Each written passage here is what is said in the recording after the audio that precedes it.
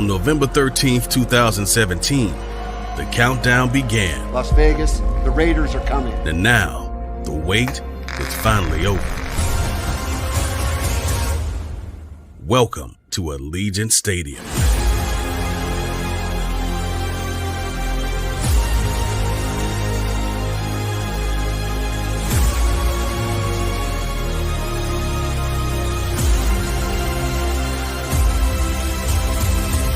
Otherwise known as the Death Star.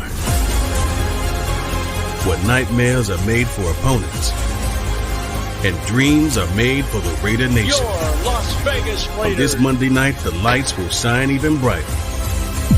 So get ready, Raider Nation. 40, 35, 30. Waller rushes, and he did it! Touchdown Raiders! That is Henry Ruggs. This is our field of dreams. It's showtime.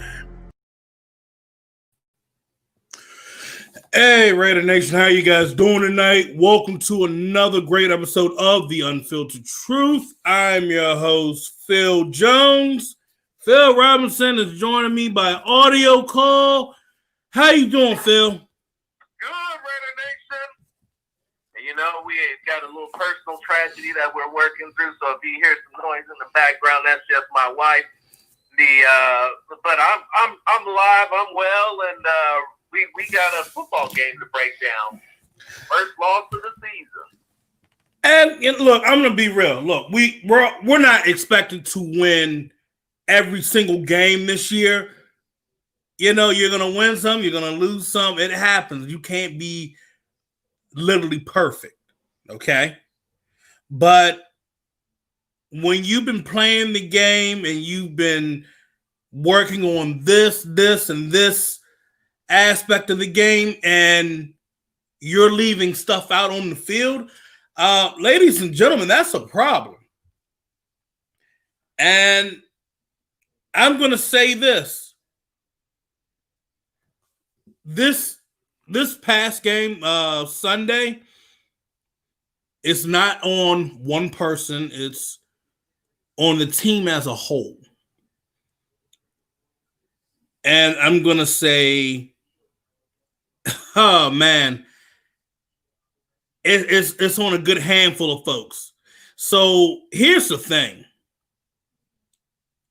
you want the good or you want the bad? You know, screw that. We're just gonna go right into it because I felt that the Raiders should have won this game. Now everybody can say that, oh yeah, Belichick, he planned really good for this game, but in retrospective,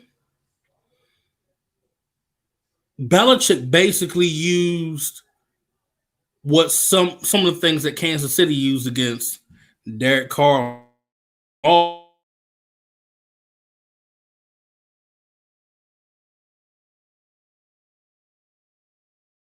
I'll allow you to break it down before I really dive into it and get into detail because I know you're dying to hit on it as well. So other things were defensively the same damn thing that two teams were kicking our asses with for the past 2 weeks. We didn't plan against it defensively. Well, you know what? I'll put it like this. You had the right personnel out there, but you had guys out of position on those situations. Phil, head should be rolling, in my opinion, because let's say if this was a game that had playoff implications on it, because I'm gonna be real, you guys. The Raiders do have a strong chance of making the playoffs this year. I know we're in week 3 going to week 4 now, but you see how things are mapped out, and you looked over these past 3 games. Be ready. You might be facing the Patriots again if you're a wild card team. I'm just going to let you guys know right off the bat. Be ready. Man. Whoo. What should I start with, Phil? Why don't you start with the good? What was the good that you saw? So early on, you can tell that Gruden had looked over the Seattle film. I had talked about it in our game day show yesterday. And damn, you ran it strong. You ran it right up the middle. Josh Jacobs took care of business, and it was shredding that defense at the time. Even when you put Devontae Booker in, he was getting about 5 or 6 yards. He got about average about 4.5, 5 yards on that carry. So I'm like, okay, keep running inside. Don't hit the outside. Because on the outside, you're only going to average about 3 or 4 yards, but running it up the middle was the key to wearing down that Patriots defense. Because if you look at it, majority of the guys that are playing inside are normally defensive ends. Nelson Aguilar, and this is why I say a lot of folks, we have weapons. This Raider offense has weapons. Nelson Aguilar out there, he was a major impact. He was causing separation, and he gave Stephon Gilmore, like I said in our pregame show, he's going to be a problem for Stephon Gilmore. He was getting open, getting across the middle. He was drawing penalties against him. I'm just going to say that should have been the staple point for the entire game. Darren Waller, I list that as the bad because I pulled my hair out, you guys. Anybody got any Rogaine, so I can patch that up. But I'm going to say this. There was so much that the Raiders were doing at the time where, yeah, you're playing conservative to eat that clock up, but you're also they were picking that defense apart. And some of you guys might not see, like, what do you mean, like, picking the defense apart? Because, it looked like they were struggling most of that game, but in aspects, they were picking it apart where they should have been up, 14? It should have been 14-3 in that game. So, on the defensive side of the ball, what they did in the first half, first quarter, a little bit of second quarter, defense looked good. I don't care what anybody says. If you take away the outside sweep,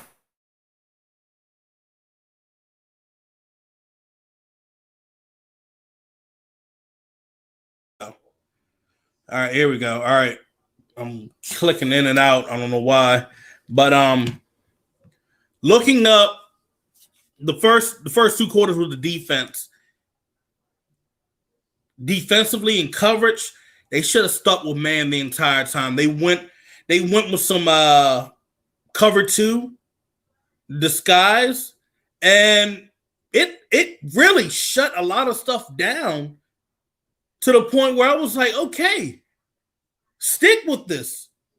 This is what's going to stop the Patriots on offense. This is what's going to give Cam Newton a hard time. This is how you got the cover sack against Cam Newton. And here's another thing. Now, we're talking and slandering Cleveland Farrell.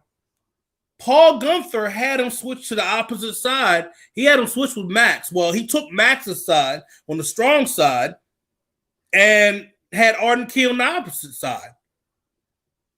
Pressure came on that side with Farrell, which led to the interception for Jonathan Abrams. Why didn't we stick to doing that?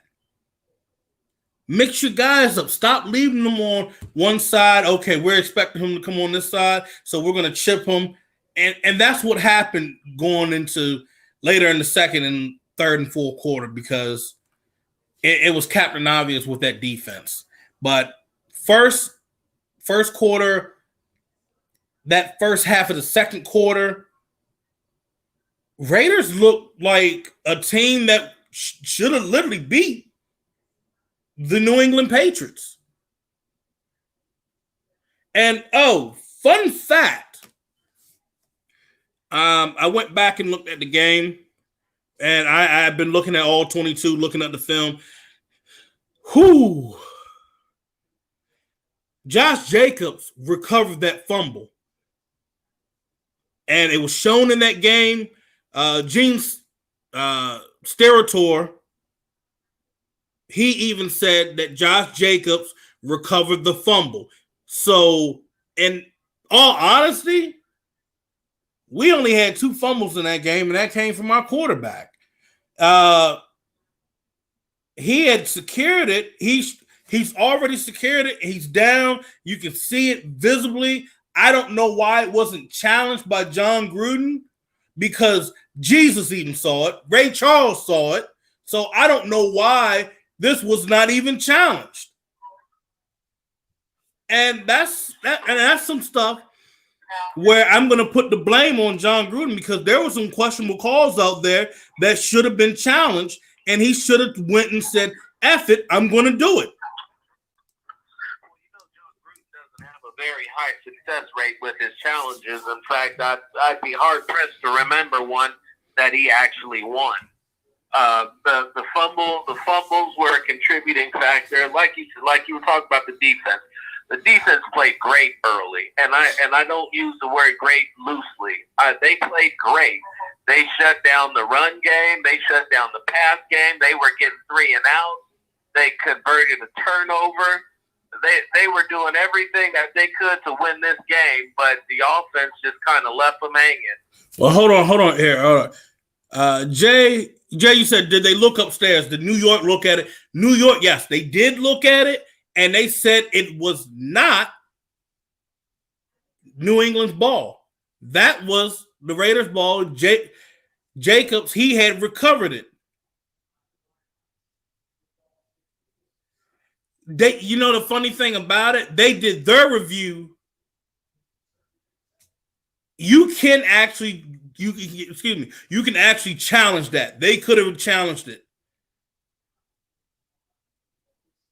And you can challenge that review, and I'm going to be real. If it came from Steratore, if it came from New York, going back over it, I think they would have won it. Probably. It wasn't a probably, bruh. He wrapped it up. And yet somehow the refs managed to miss that on the field and under the hood when they went to look at it. Well, that's the thing. If they looked at, and CBS, when you have that camera crew out there, they do provide that film to the refs as well. So they could have looked at that, and that would have been the outcome. Now, oh man, y'all ready for the bad? Because there was plenty of it. Damn, Plenty of it. This whole entire game, there is a lot of bad. And I'm not trying to be a buzzkill. I'm not being a hater. Okay? But this was, Jim Nantz actually said this too. Raiders, during that time frame, from the first quarter, going on towards the second quarter, the third quarter, they had 4 red zone trips, and you only got 1 touchdown. 4 red zone trips and 1 touchdown. Now, you can't all put that on the defense here. Nope. You can't. So I'm going to show you guys something I saw, and this was a prime example of what, and it's a lot of film. It's a lot of film. I'm not going to show everybody the whole film, but these were 2 key things that I saw that stuck out to me where, hey, John Gruden was not lying about Darren Waller being wide open. Not one damn bit. Now, we all know, and we all have good common sense, when we see Darren Waller out there playing, he wins his one-on-one battle. Ladies and gentlemen, I'm about to show you what I am talking about. Show it to him, Phil. Break out the tape and let him see it. No, wrong one. There we go. Inside, you have Darren Waller towards Colton Miller.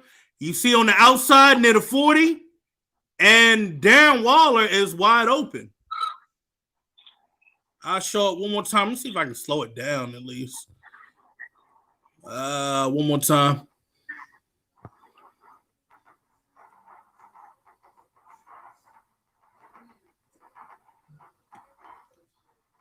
You're going to have a corner route running towards the sideline for basically Waller.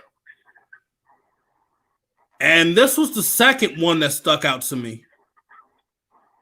We're in the red zone. This little play right here.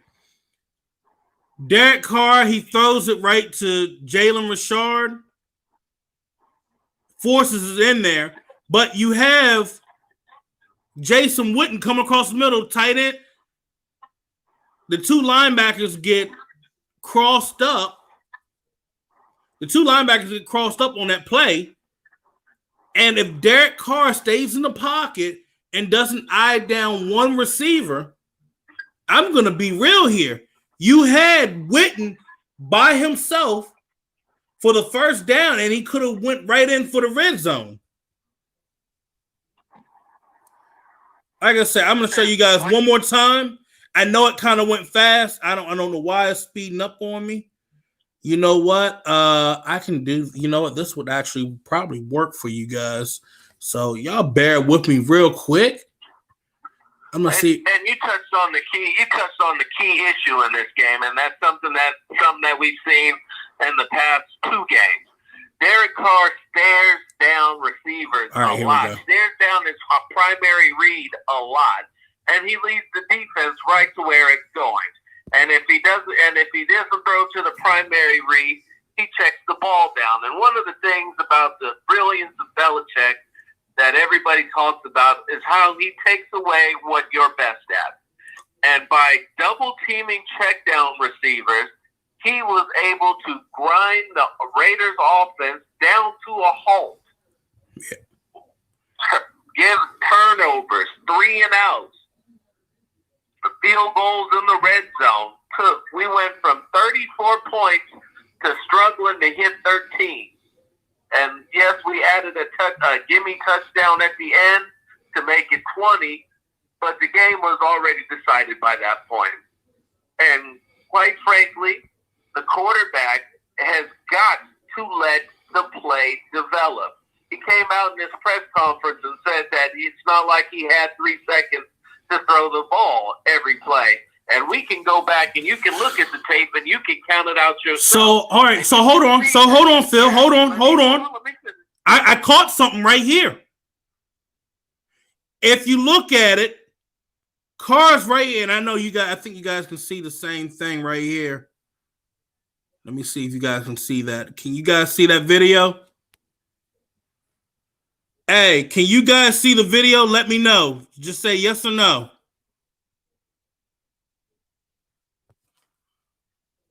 All right, let me see. I'm going to try this. All right, hold up. There we go. Here we go. All right. Can y'all see it now? Can y'all see the video now? Just give me a yes or no. I got it up on the screen. Okay. All right. So, all right. I'm about to play it. So right here, where's my pen? Here we go.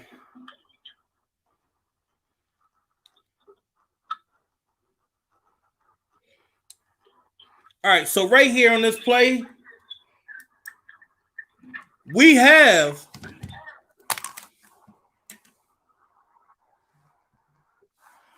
Derek Carr has already dropped back. And if you look over at the corner on the right-hand corner, you see Aguilar up top, and you're gonna see Waller under. Now, granted, it's probably gonna be intersected, and hey, that happens. But you see the two linebackers with Jason Witten in the middle. They get tangled up, and that's going to end up freeing Witten. See if I can slow this down for you guys. Nah, I'm not going to be able to slow it down.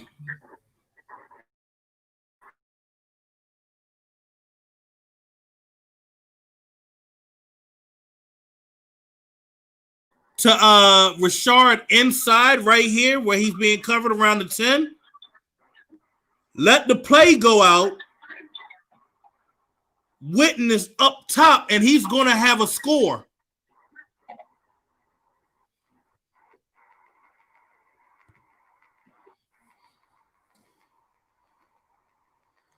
All right.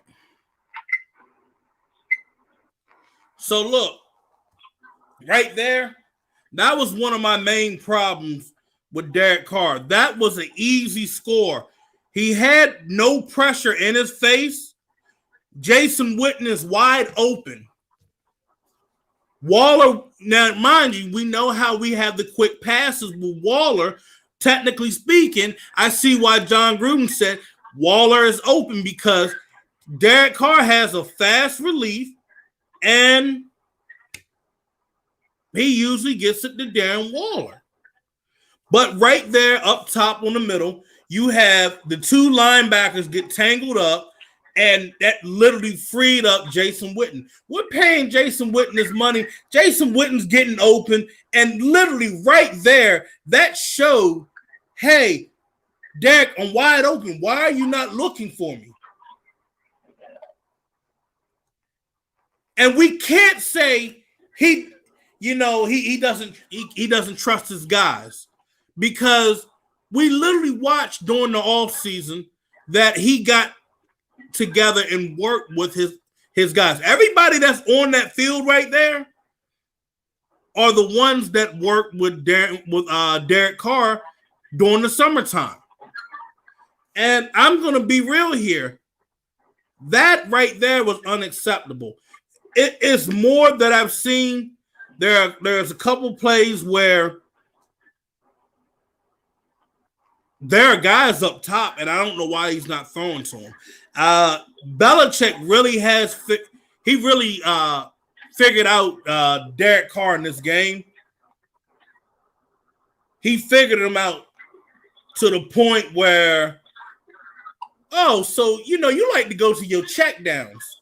So I'm going to take your check downs away. When have you seen somebody do double coverage to a check down? And I'm going to tell you this, that shit was like, well, we know one thing that Derek Carr is not going to do, and that's run. He's not going to run. So.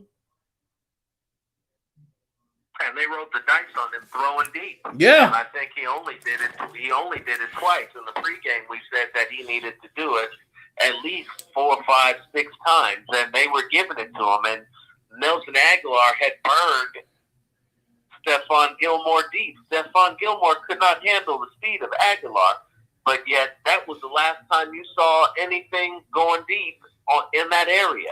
Hold up. People told me Nelson Aguilar is not fast enough. They say it's not Henry Ruggs speed. Let me tell you guys something right here. I'm going to be real. I sat my ass and watched this film right here. You go back and look at last week, you didn't need Henry Ruggs. You look at week 1, after Henry Ruggs was injured, Henry Ruggs was a decoy, and he was going, normal receiver speed. I'm going to say this. This offense can flourish without certain guys on the field. They have multiple weapons. There's so-called trust with the receivers and the quarterback, including the tight ends. We saw that, Henry Ruggs only had one catch for 4 yards. So what makes you think he's a true focal point of this offense right now? Because right now it's showing me something else. If he was a true focal point, wouldn't we see multiple touchdowns by now? Wouldn't we see about 200-yard gains from him by now?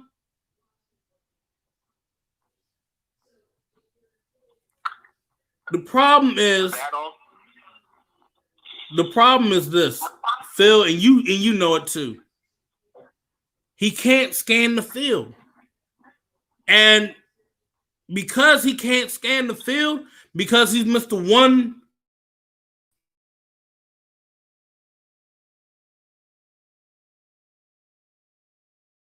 go. All right, there we go. If you're just saying that you're a one-read quarterback, then I'm going to just say this. Then you're going to end up getting destroyed for the rest of the season. And you got Buffalo that has one hell of a defense, and you're going to be dealing with this shit on Sunday. It's going to get ugly. Oh, my gosh. Let me get on the defense.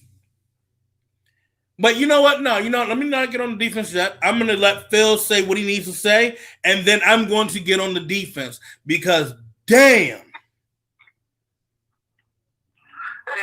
It's like this with Carr. So early in the season, we were flying high, and I sincerely hope this doesn't turn into a 2017 situation where after 2 weeks, everybody was singing and dancing and feeling good about themselves, and they got exposed, and it all came crashing back down to reality.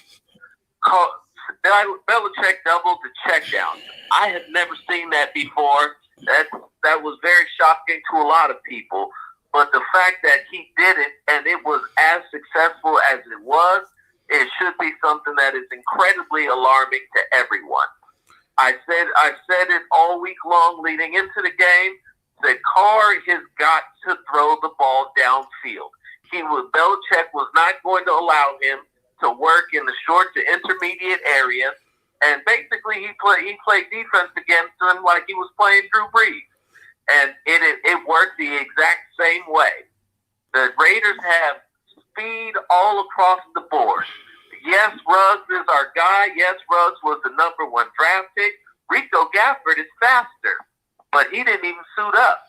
Nelson Aguilar is a 4-3 guy. And while the 4-3 may not necessarily be the 4-2, it's still plenty fast enough. But the problem is that if you show Carr a blitz, if you show him pressure and back out of it, just by showing it to him, he's already in his mind going to eliminate the deep route.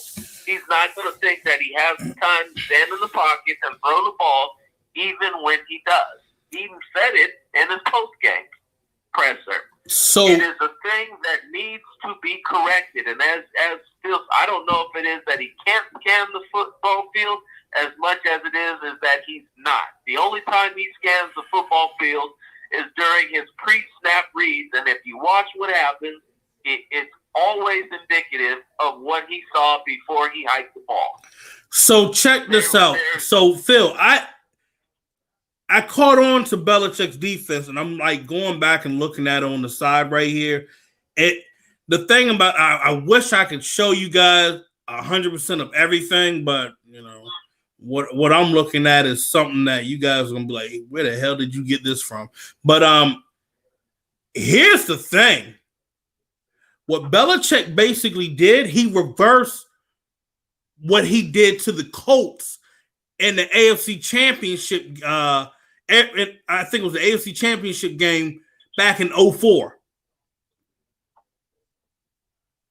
He reversed, it was like reverse engine. So he had the top covered for for Peyton Manning's receivers. But on this step, he basically reversed it to the check downs. And hence, like you said, he knew we know Peyton Manning, he'll chuck it up deep. And then that has to force him to, with that being said, that defense, okay, Manning's going to throw it deep. So we're going to have it where we're going to take the deep ball away from him. We're going to take the intermediate where he's going to have to throw to the check down. And then we're going to shut down the check down. He's only going to get about 4 or 5 yards or maybe less. On this situation, we know with Derek Carr, he likes to go to his check downs, and he likes for his guys to try to create more yards. So Belichick said, if I'm going to be able to finish him off for this game, I'm going to take away the check downs.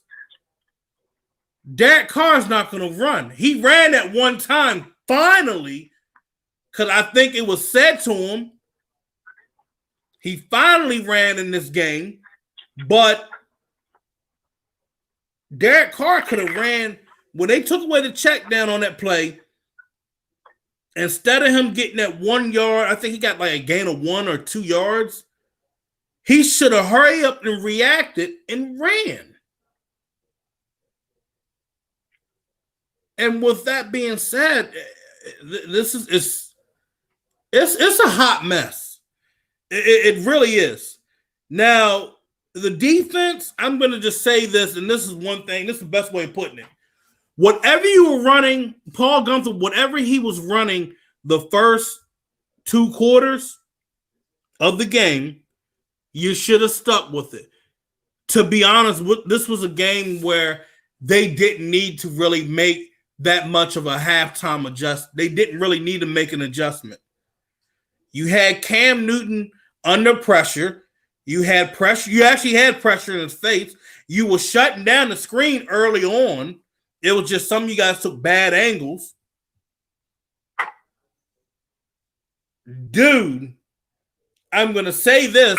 Raiders need to bring in another safety ASAP. Two reasons. One, Eric Harris, he is taking bad angles. It's getting bad. I thought it would end, but it hasn't. The second thing is this. I think Abrams is going to have to sit out maybe a week or 2. He's hurt. In my opinion, looking at Jonathan Abrams out there, he is hurt. He's trying to be Mr. Macho Man, Mr. Tough Guy. And I'm going to be real. When they're saying that you have internal bleeding, that's a damn problem. Yeah, that's not tough guy stuff right there. That's like you trying to kill yourself. This ain't you ain't fighting Ivan Drago. If he dies, he dies. What the hell? Now I'm gonna say yes. Lamarcus Joyner needs to drop back and play safety. Even though I can't believe I'm saying this, but he's actually been okay in pass coverage, but I feel like the Raiders need to go on and activate a Mick Robertson, or they need to go on and have Nixon play the slot. You got Nixon or you got Nevin Lawson. One of them need to play the slot, or you bring in a Mick Robertson.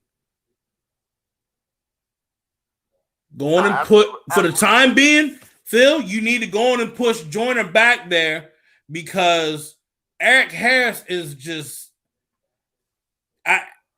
he's not a bad player.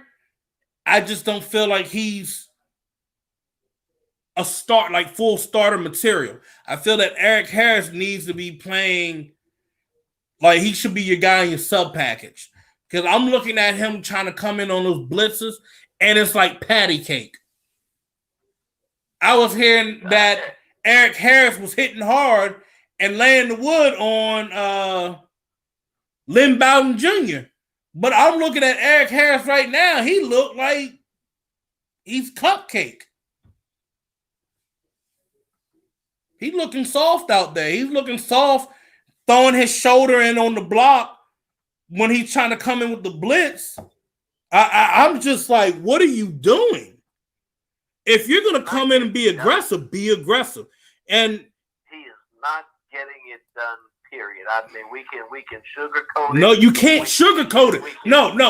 You can't. No, Phil, you can't sugarcoat it. That shit is unacceptable. I've never seen soft play from a safety. He looks like soft serve ice cream out there. Good. It's pathetic. That shit is pathetic out there. Like, I don't know if you got like overhyped from how you performed from last year, but you look soft out there. You look like a newborn trying to walk, and it looks terrible. I'm going to say this shit right here. Paul Gunther is second guessing himself again, and this defense will continue to struggle. Jeff Heath being out there, that's a possibility. Maybe we need to switch roles with having Heath play up in the box and let Abrams play high, just to kind of take a little ease off of him, where he's not throwing his body into the ring of fire and getting bruised up as much. But as of right now, my mindset, I feel like the Raiders need to go on and move LaMarcus Joyner back there in that free safety spot. Maybe take a little bit of ease off of Abrams and bring in Heath a couple of times. Or you can bring in Eric Reed. You have options. You have money. There's not a problem with that. So, I don't want to hear the excuses this year. Eric Harris, technically speaking, I feel like he needs to be leading that damn special teams, because Kyle Wilbur, I'm not. And speaking of which, John Gruden did give us some good news today that hopefully we'll be seeing Fat Boy come back. Yeah, I'm gonna call him Fat Boy because I ain't seen this motherfucker play. Trent Brown should be back. Kwiatkowski should be coming back. Yes, Tanner Muse should be coming back. And that's another thing I'm starting to wonder. You hit on that joint right there where he said, why not have Tanner Muse at safety? That is an option right there. I mean, he was struggling at the linebacker position, so it's an option. I won't overlook that.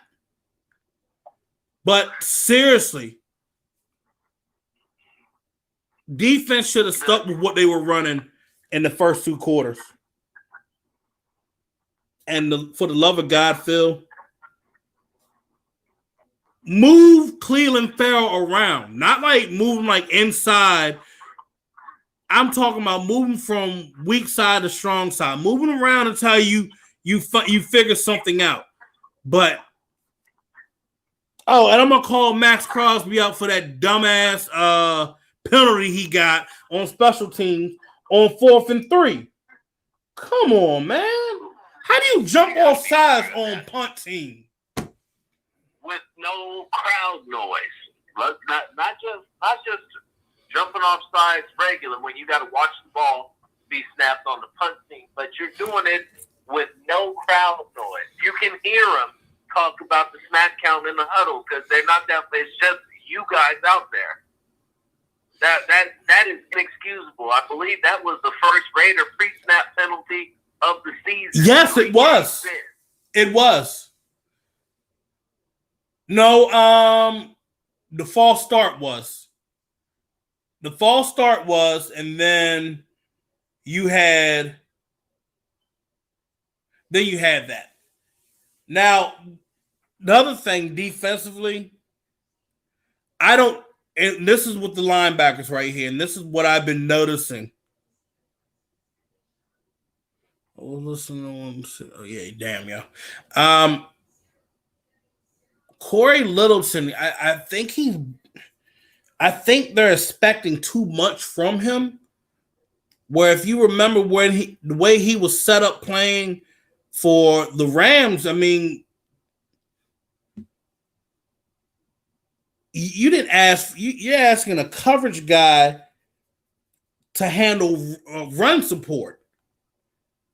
if you go back and look at the film with Corey Littleton last year when he was in run support, he wasn't the best. Okay? He wasn't truly the best. When it came to coverage, he was good.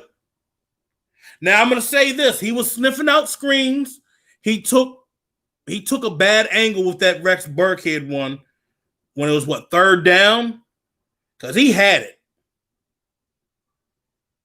Yeah, he's more of a 3-4 linebacker.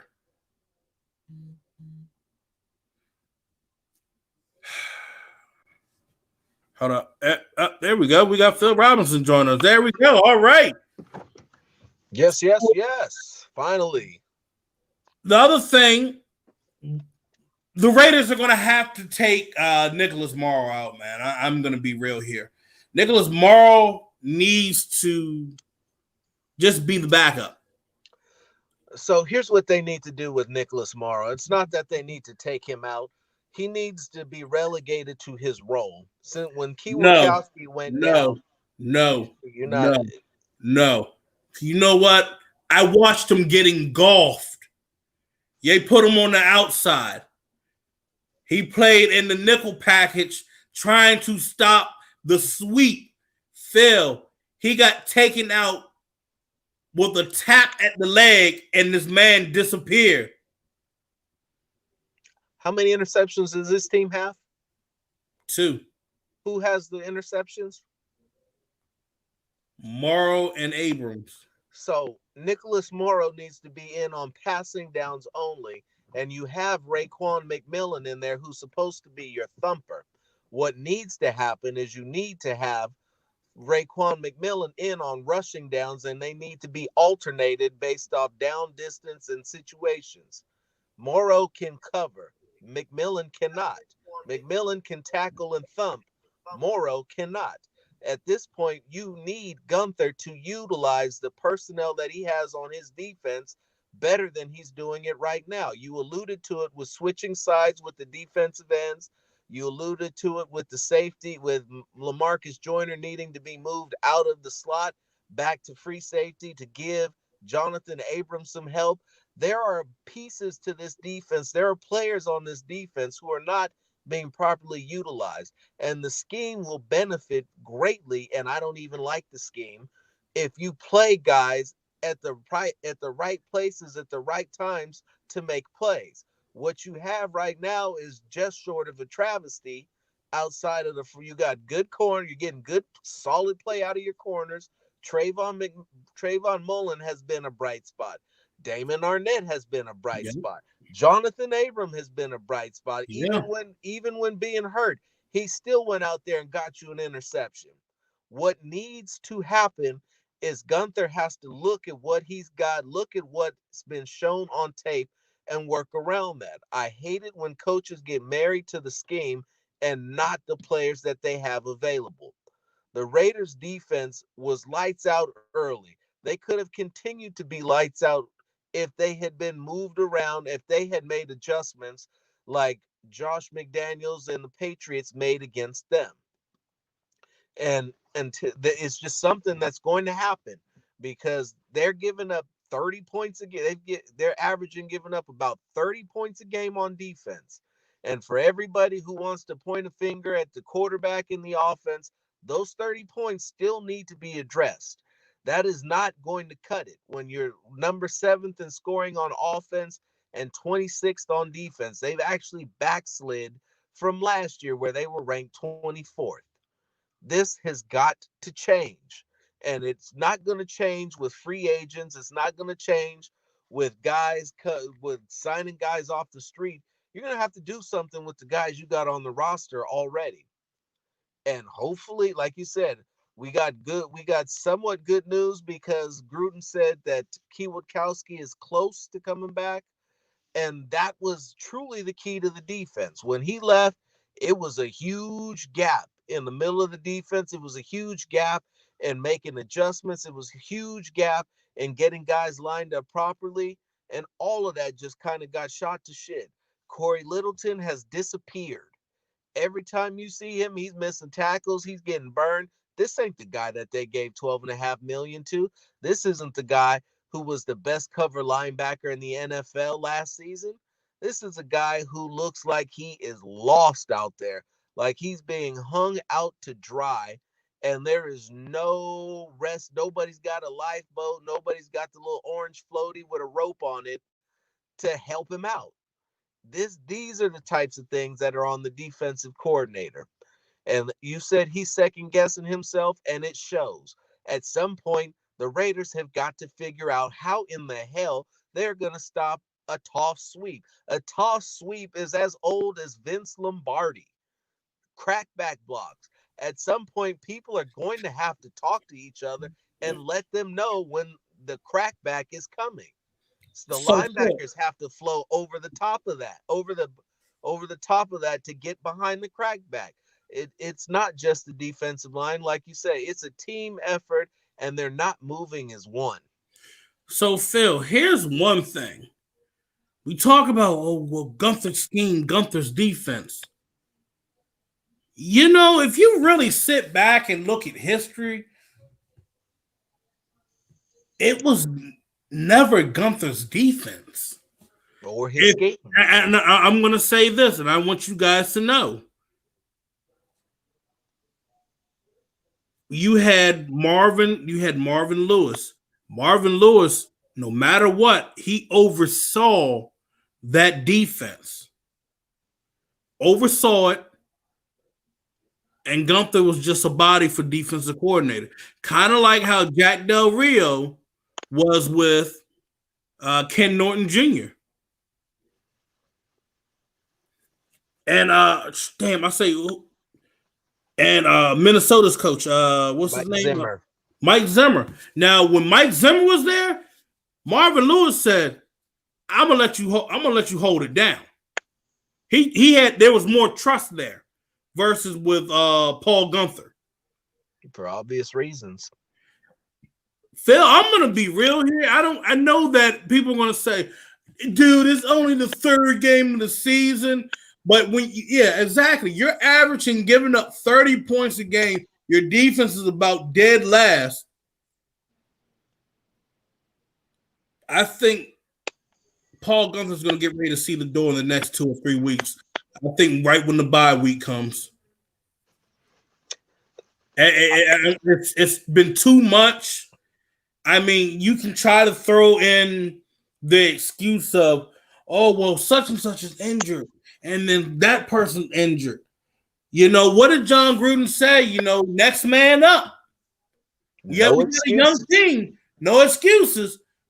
This is the National Football League. Next man up. He literally said that in yesterday's press conference. So he's saying there's literally no excuse. And this is what gets me with everybody trying to make an excuse on the offense or the defense.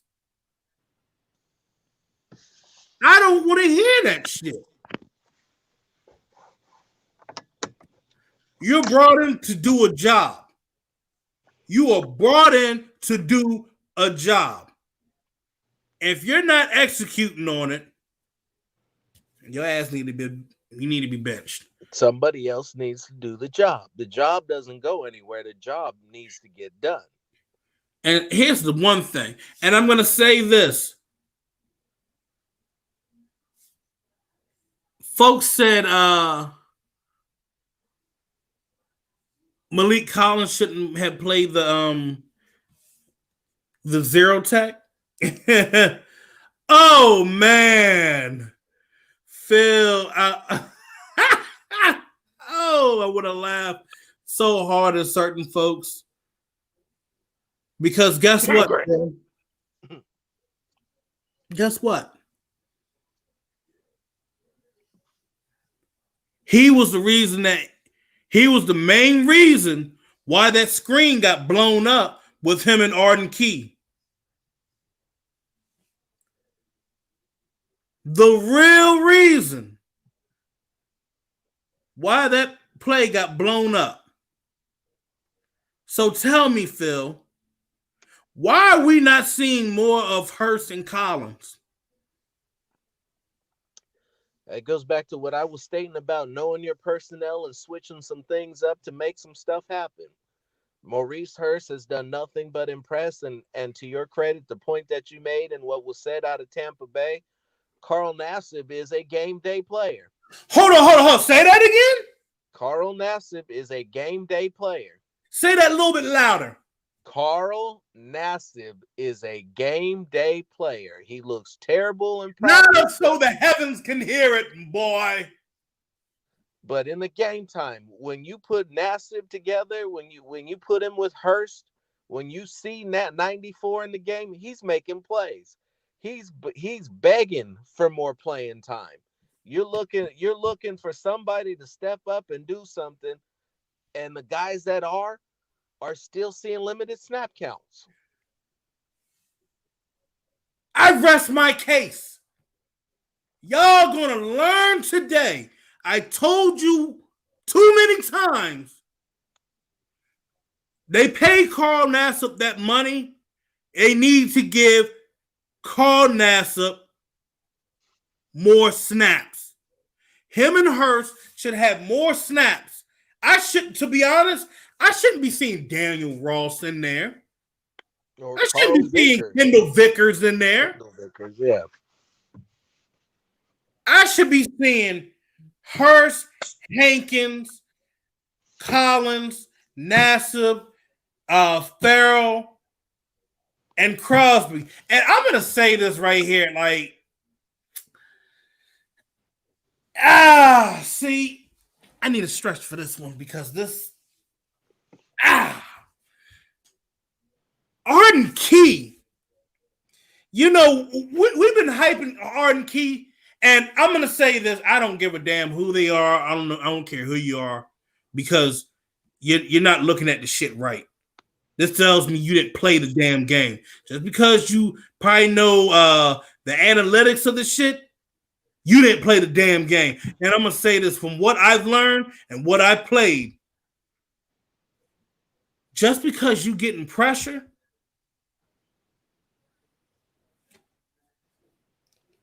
I haven't seen a hit, a takedown. I haven't seen a quarterback hit. How the hell does Arden Key not have one tackle this year? We're in 3 weeks now. You've been having Arden Key try to rush the quarterback, and this Mickey Flick ain't got a damn tackle. Not even an assist. Not even a half. 0.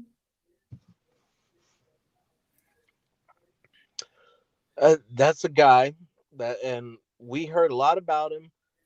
I don't know what his deal is. He gained the weight. He's still quick. He got pressure, but the only thing that I could think about is that he's getting in strictly pass rushing situations. No, he's getting in on run situations too, because I'm going to tell you another thing. Everybody put it on Farrell. Everybody wanted to put this shit on Farrell with the sweep. Guess what? They know how Arden Key likes to try to crash in on, and I'm going to take this back. No, let me take this back. It's Gunther on those double receiver tights where he wants his edge to crash in. Why are they not staying home? Arden Key got taken out of this subject. He shouldn't even be on run support. It's his weak side defensive ends for whatever reason, and I don't know. They're getting obliterated. It's a scheme deal with them, because the weak side defensive end is always attacking the inside gap of the tackle. So very rarely do you. Hold on, check this out, because now my mind's running. Let's see what happens when you put Nassib or Crosby on that side. What happens? We need to see that.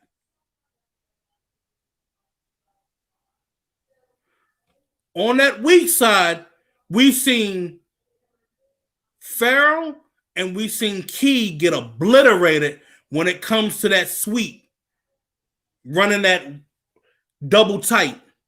The tight end, the double tight, the tights, the slot with a tight end motion, just get pinned to the inside, and it's or like if it's trips bunch.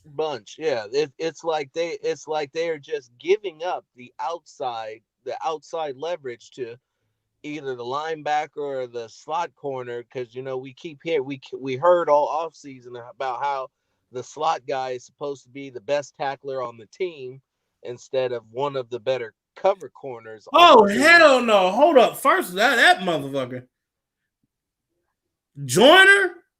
That's the other reason why I need him going back to safety.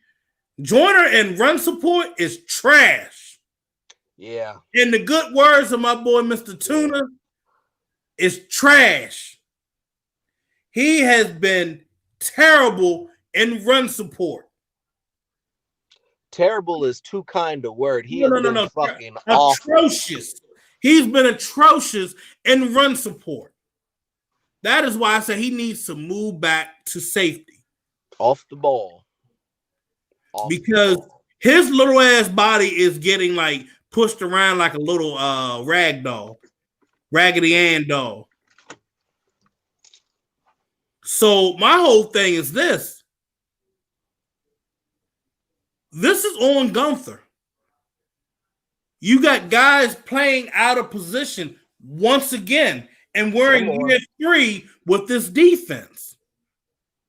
2 years with this is basically 2 years with the same personnel and players. And it's not just the guys that you have, because we could talk about the guys that we have all for a whole nother hour. Everybody who leaves this defense, who leaves this football team from this defense, go someplace else and balls out. Benson Mayowa, PJ Hall, killing it. These were guys that we could not use. Hell, even Jihad Ward is playing decent ball out there in Baltimore. Shalik Calhoun. Hold up. Ron, you said Shelby Harris.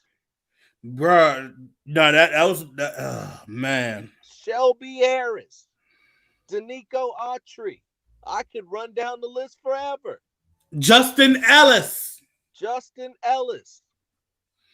These were all guys who couldn't fit the scheme, who couldn't pick it up, who had to go. Why? Because the scheme was not tailored to what their abilities were, and the scheme wasn't even tailored to what Gunther wanted to do. Because as soon as he made a play call, he said, "You know what? I don't like that one. Let's call something else." Yep.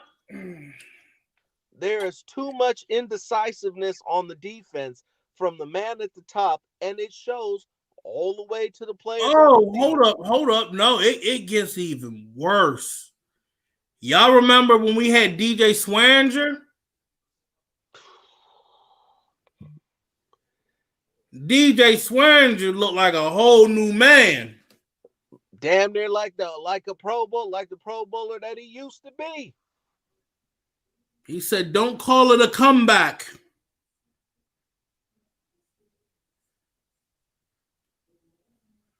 I was like, dude. And yeah, he's been doing pretty well with the Saints. Man, And real quick, before we wrap this up, I want to get injuries are part of are something every team is dealing with. But it's week 3. It's week 3 going on week 4. Nearly everybody in the skill position is hurt on offense. Said Ruggs is out. Brian Edwards is in a boot. Jacobs has got a hip issue. Darren Waller was questionable. You got Carr and Ingold healthy. Those are your two starters at skill positions who are healthy. Two. You're down two spots on the offensive line, and John Simpson struggled in this game.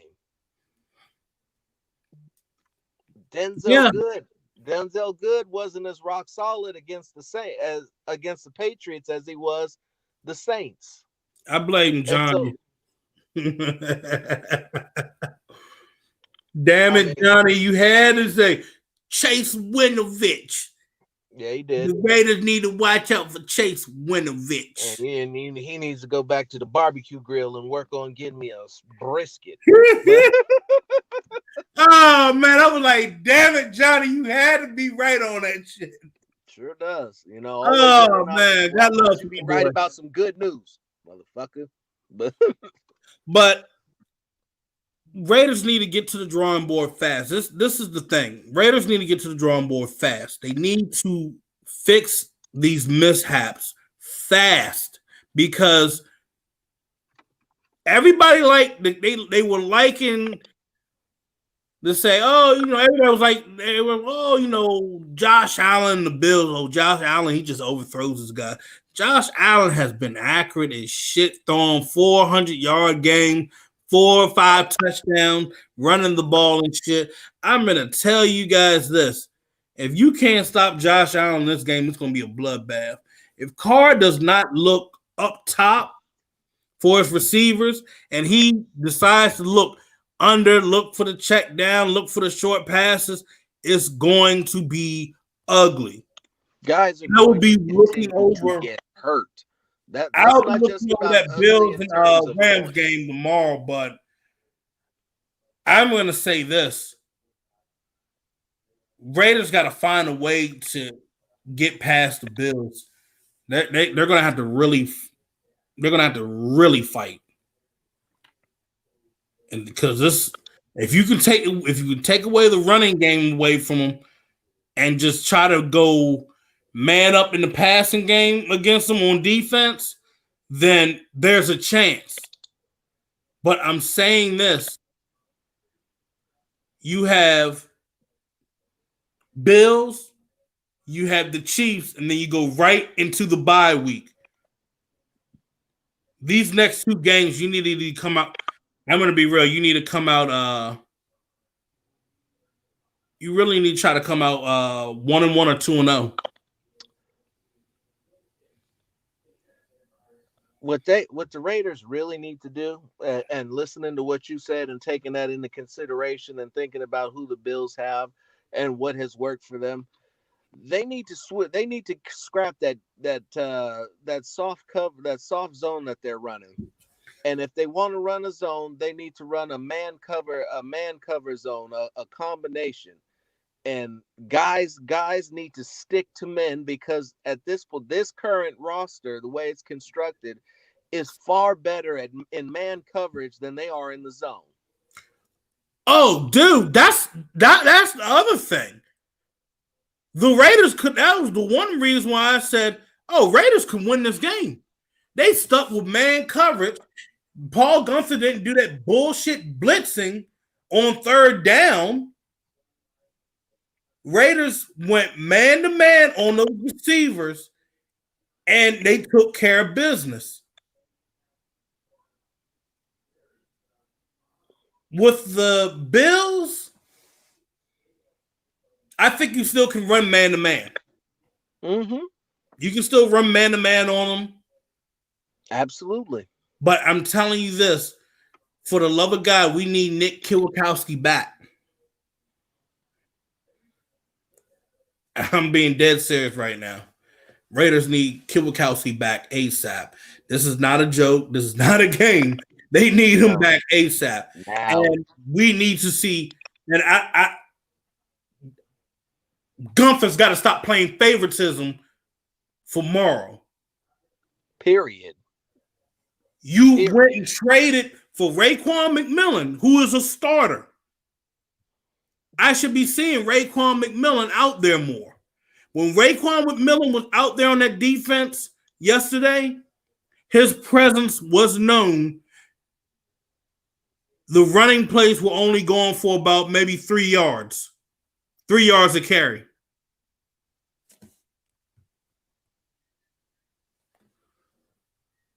Goes back to what I was saying earlier. Know your personnel, know what they're good at, and set them up in positions to succeed. Not put them out there, start to get into thinking, second guess yourself, and then throw out a defense out there that nobody knows what they're doing, Yeah. and they're not comfortable. More importantly, they're not comfortable doing what you ask them to do, because it shows right away. Now here's the other thing. And somebody said this, he said, I pulled this up. And yeah, the Raiders wasted their sweet ass time. Could have got Earl Thomas.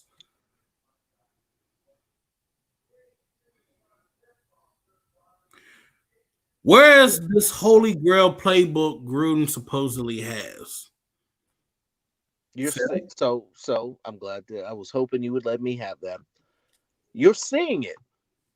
The problem is not the playbook. The problem is not the play design, as we've showed you examples from the tape, as you've heard the announcers commentate.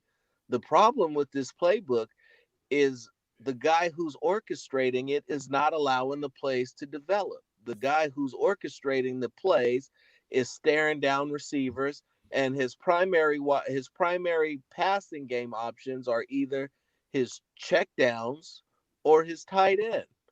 Now, Renfro came through with that miraculous catch and that beautiful deep pass, and it was great to see. You take that catch and that pass away from him, he didn't have a great game either. Nelson Aguilar was on fire. Nelson Aguilar came out, and he's been doing it for 3 weeks, and yet he only sees 3 targets a game. Now, John Gruden can't go out there and throw the football. Now, he used to be a quarterback at Dayton, but them years is behind him. He can trust and believe.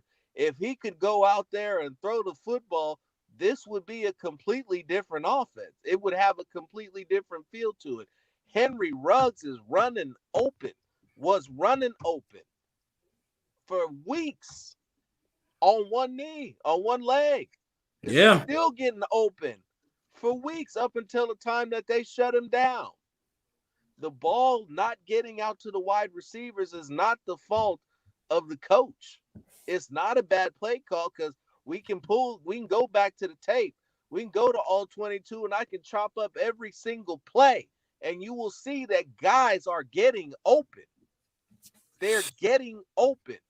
There's one guy who's tasked with throwing the football, and it ain't the coach. So, oh man, you take away the garbage time stats. Derek Carr, he's still probably about 184 yards passing. Basically, I don't even think he got that. No, he actually did. I just tallied up the numbers. I just tallied up the numbers. He basically had the same amount of yards as Cam Newton. I mean, this is what I'm saying. Stats are misleading. This man is throwing.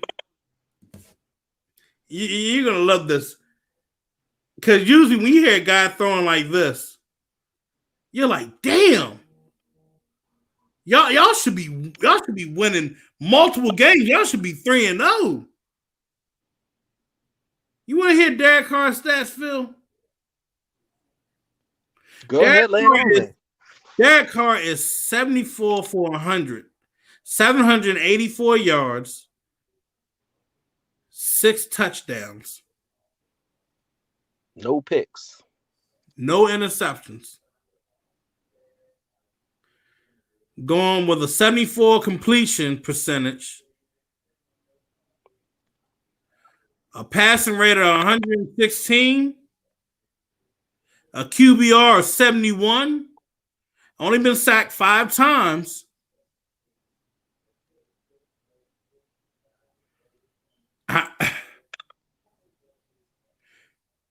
I I'm going to say this. Man, you look at those stats, you didn't watch that game thoroughly, you're going to think that, oh, man, that's not on Carr. But damn it, when you go back and look at the film, and, you know, I'll do it on the screen share again because I feel like that video the clips went too fast. I think it can only go for a certain time frame. So hold on. I'll go back. Hold up. Let's do it like this.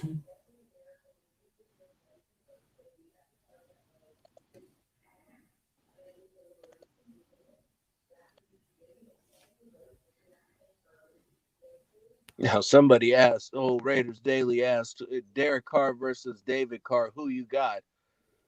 That's a tough one. I think I'm taking Big Brother. We never got to see what Big Brother would look like behind the dominant offensive line. So check it. Pull this up. We got 3 tight ends. We got Moreau and Witten on the left-hand side. We have Waller in the slot, and we have Aguilar on the outside.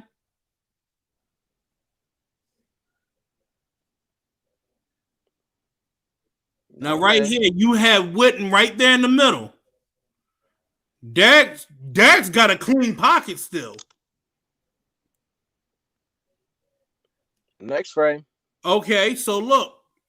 And you're going to go right to your right-hand side. I want everybody to focus on the right-hand side right now because Waller's going to come free up too. Yeah, whoever, that's Aguilar you said on the outside, that should have been a corner route or something. I'm going to tell you this. You give it the time. Aguilar, I don't know, maybe Aguilar could have got something right here. But right here, you already see Derek Carr already eyeing Jalen Richard. Yeah, because the time to hit Witten was right there. Go back to that one frame.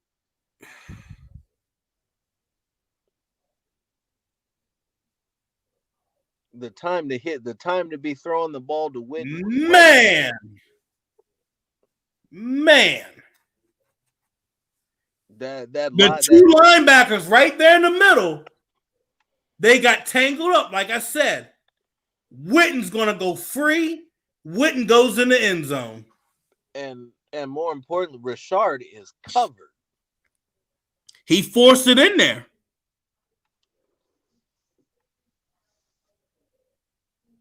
If he had waited and didn't just say, I'm going to pull the trigger now. And here's the funny thing, Phil. Darren Waller's open if he does not pull the trigger that fast. Yep.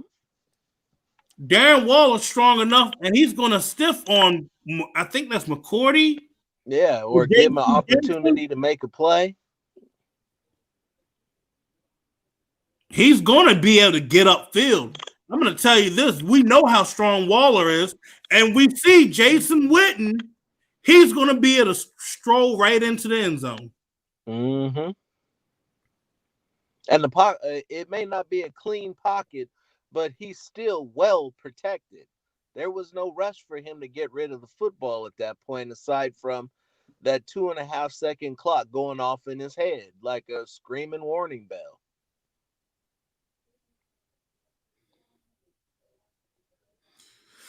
Oh shit.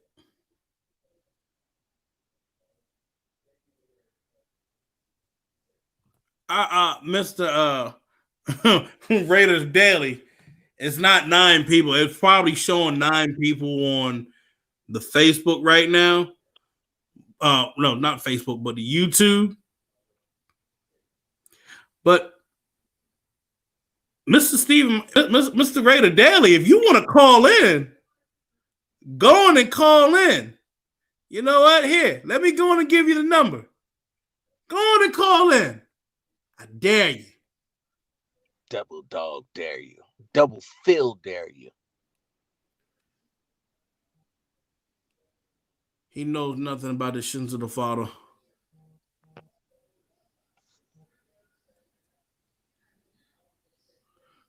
He knows nothing about this.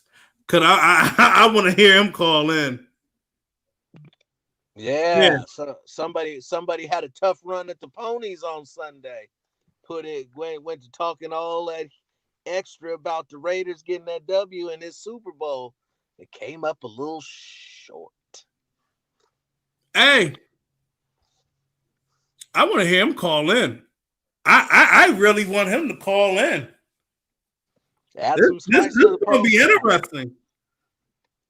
So are we going Pedro, or are we going what was the other guy? Old boy from where was he at?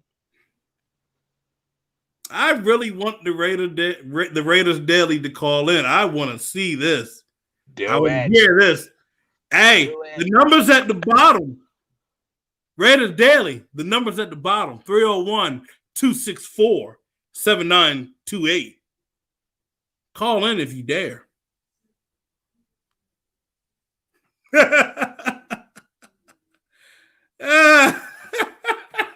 Hey, the comment section is hilarious tonight. They said homeboy got wasted. Oh, man. Y'all killing me. Nah, I don't care if you're too stoned. Nah. Come on, call in. We want to hear you. We want to hear what you got to say. Come on. I thought he was going to be about that life. Well, but anywho, so back to topic. Since I ain't going to get a phone call from him.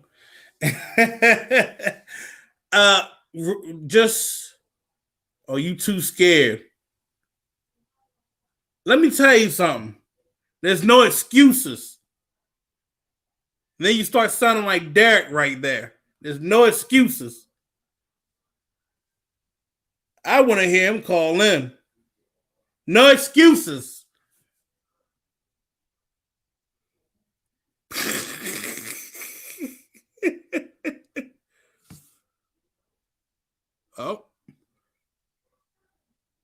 Hold up. This is wild. Derek Carr is watching me. Oh, shit. I really want him to call in. He's not going to do it. He said Derek Carr is watching me. Shit. He said, I got the scoop. Come on, man. We want to hear it. He ain't going to do it. We want to hear it. He ain't going to do it. Call it live from the Thunderdome. Shit, I call him. Right? In the words of Samuel Jackson, TikTok, motherfucker, come on.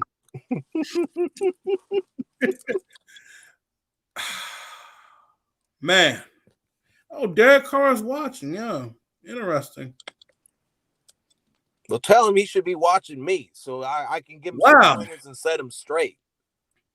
It appears that we've given too much praise to young Derek Carr, and we need to get right back on the tweet shaming into an all-star performance that we were doing, because that seems to be the only thing that works. And don't take it the wrong way. It seems like it lights a fire under your ass. Gets you motivated when you feel disrespected, when you feel like people are slapping you in the face, talking down to you and treating you like a bum. Do I need to call you a bum, Derek? Are you a bum? Do you play like a bum? Do you read defenses like a bum? Do you check down like a bum? You know, they benched Mitchell Trubisky in Chicago for playing like a bum. And you know what? What you didn't say? Mariota's coming off the IR. Right in time for the bye week. Now, I could be wrong, but there might have been a prediction made about when it be Mariota time, fool. Week 7. 4 I weeks really want away. Brandon Daly to like call in. I'm begging him. I'm begging him right now. Weeks away. He ain't gonna beat nobody up. I'll slap him with some damn holy water. Get that shit out of here. Derek Carr beat me up. Man, in the name of Jesus, I slap you. I slap you to throw better.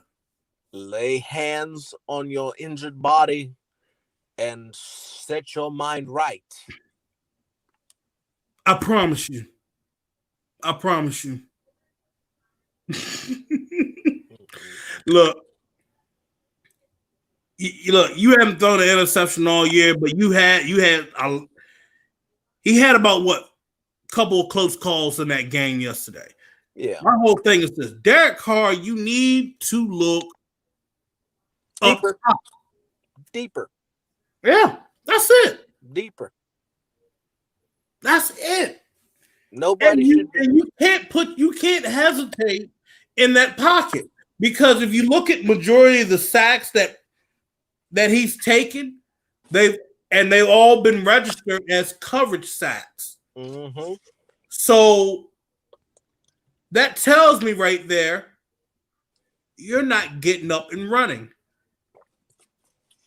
And yeah, he's had happy feet because it showed on those red zone when they went down to the red zone about 4 or 5 times. Dude, he had happy feet.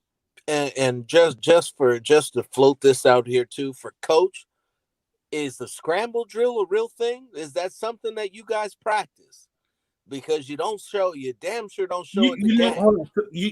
I'm sorry. Finish that up. Finish that up right there. I'm sorry. You talk about what happens when plays break down and extending plays and giving life, when what's diagrammed out there isn't working and you still got a decent amount of protection. And while we have not yet seen him throw the ball away, which is an improvement, I will give him that. And we saw him use the legs for the first time in 3 weeks to pick up a first down when you hadn't converted any of the previous 5 that you had before that you finally did that, which is also an improvement. The scramble drill will help. It'll help get these receivers to break loose from their man, and it'll also open up bigger plays, because once you start scrambling, anything can happen. You don't necessarily have to take off running every time, but break loose out of the pocket. Get yourself some space. If you feel better about it, roll out to your blind side so that you can see everything coming your way. But for the love of God, get out there and do something different. Look downfield, because you got seam routes. Gruden has put it to where you got guys getting open down the field in front of you, and you still don't see them. They're directly in front of you. Oh, man. and the slander's gotten real. We're talking about Darren versus Derek, huh? God. Hey, look. This show's taking a turn. So, look, when you talked about the scramble drill, John Gruden does that a lot. He's went over that plenty of times with his quarterbacks. Shit, we even see John Gruden chasing them down. Well, maybe they need to get somebody faster chasing them down, because man, no. John Gruden, he's very healthy for his age. Yeah, he's not fast. Hey, I mean, he was able to chase a long neck down. Well, and you see he's no longer with us.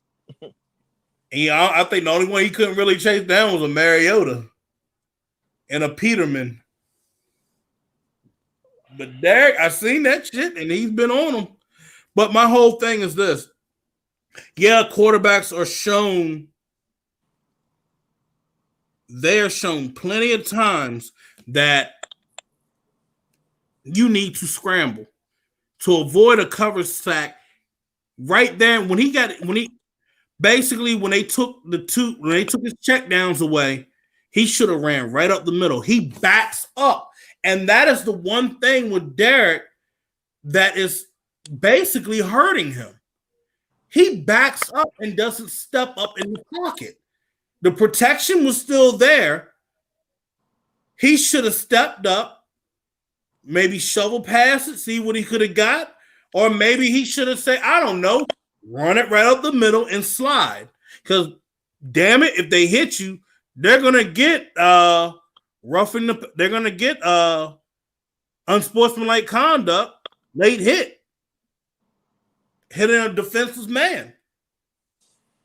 And you know, Gary, damn, I never thought I was gonna hit us from Gary.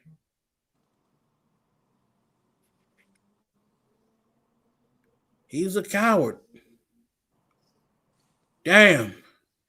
That's rough. Damn.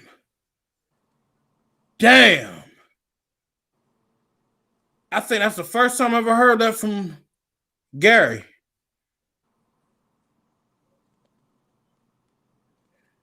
And see, here's the other thing.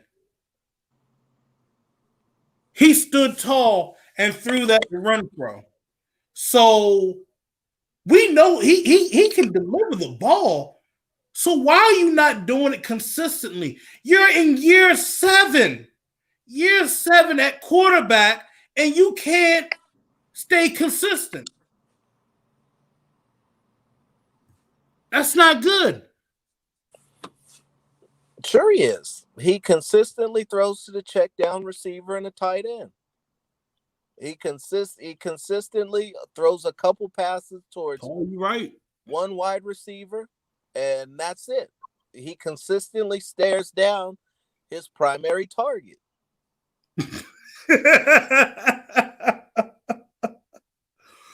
Oh, shit.